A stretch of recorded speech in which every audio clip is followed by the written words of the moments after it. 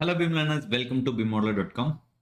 In this video tutorial, we're going to see about the groupings and how the grouping will be useful for a design project and how it will react in a project when we are working with them. So this is the right side. I have a schedule for furniture and I have consider this as a building, which is a conference, and we have a tables which is on the head side, and the bottom we have a sitting tables like these arrangements in a round table. And let's say that it's an array object, array objects are automatically grouped. So I have made an array, 10 arrays are there. And in this table, I made an array of 5 elements for two tables, one. We can change the advantage of array is that we can change the numbers like 2, and we can change the numbers as 5. So it reacts to that. Since it's a group, we what in this case, I have a carpet for two tables, and what I can do is I can go ahead and edit the group. I can add an object by clicking this option and add the carpet. Finish this. Once it is done, all the 5 tables will have a reflection of that same object. Once I do that, you will be able to see that. So if the family is categorized under the furniture, it will be reflected here as well.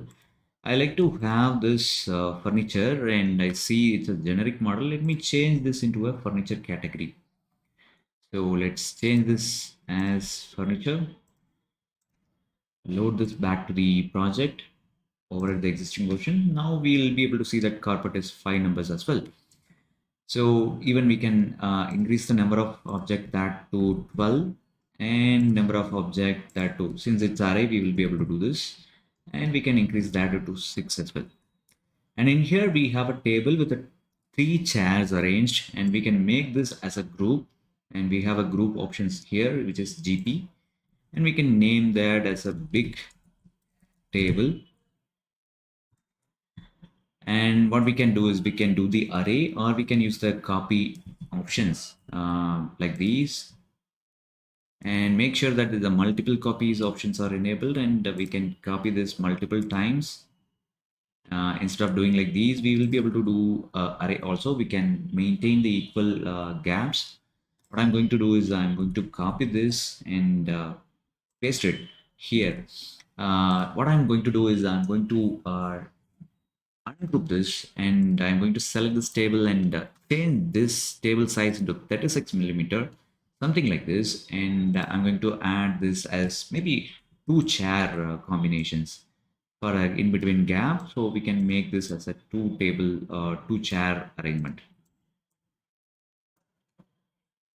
like this. We can make a group again and 2-seater table. Once it is done, what we can do is we can again do the option of having the multiple copies, or we can simply select these and delete. Do the array is a shortcut AR, and we can use this option where we will be able to do multiple array option like these, and we can save 4 numbers, and we can select all by select similar, and we can move wherever the distance where we need it. Same thing we can do it for the other side also. This time we need 3 only. Now if I need a dustbin for each table or water bottle, whatever the elements that we needed, so we can place them by using the component.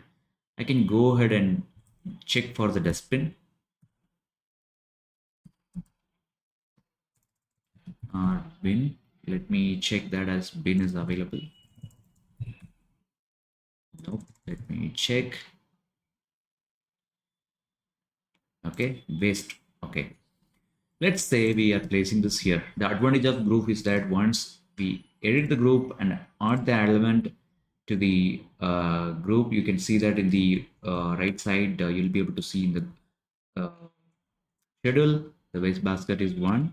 Once the selected objects are added into the group and we will be able to finish that, you can see that all the tables are having 1 dustbin each.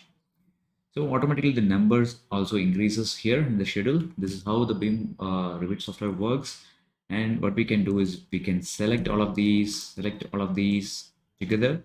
We can do the array, and we can do the arrangement, something like these. and we can have the array number as maybe try with 4, goes out of it. And what we can do is we can move that together, and we have to remove the one row, which is we have to do it manually. In that case, I'll be going ahead with the array one row at a time, or 3 times. We can go ahead array that as 3 times.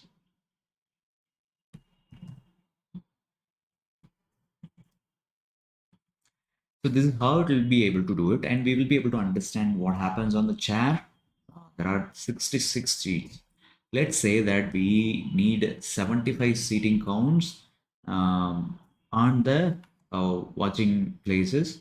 On this table side here as well, you can see that there are 12 numbers, 12 into 12 numbers of chairs. So we have to reduce that and we have to multiply that. So this is by using this, we will be able to understand how many chair seats are available for the visitors to sit or guests to sit. So we will be able to adjust that, or we can go back and we can edit the group, and we can go back and edit the group. And do you wish to edit the current group? Yes, I wanted to do it. I wanted to add one more in this. So we can rearrange it any shape that we needed, and we can finish it. Once if I do that, we can see that 78 is there, and we can add one more on this group. Yes, I can do the mirror to this side. We can move the dustbin to the table underneath the table, and we can finish this. And now we'll be able to see that 90 are there. So with this, we will be able to plan it very well using the array concept. And groups is one of the option where we will be able to control them. If we change one instance, automatically the other instance also will be reflecting the same thing. Also, you can see the groups which are detailed here, like these are our model groups. We are talking about the 3D elements. The same works for the 2D elements as well. We can have a array of table names or table seat numbers, or whatever the elements that we want to specify as tags, text, anything that comes under the detail option, which will come as a group as a detail elements.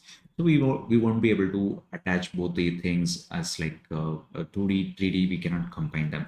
These are the limitations we have. Do let me know if you have any questions related to the groups. I will address that as a separate tutorial for you. And do share it with your learning friends. That will be helpful for them as well and for us as well. You are helping us. So don't forget, sharing is caring. Do share it with your learning friends. See you on the next tutorial. Bye.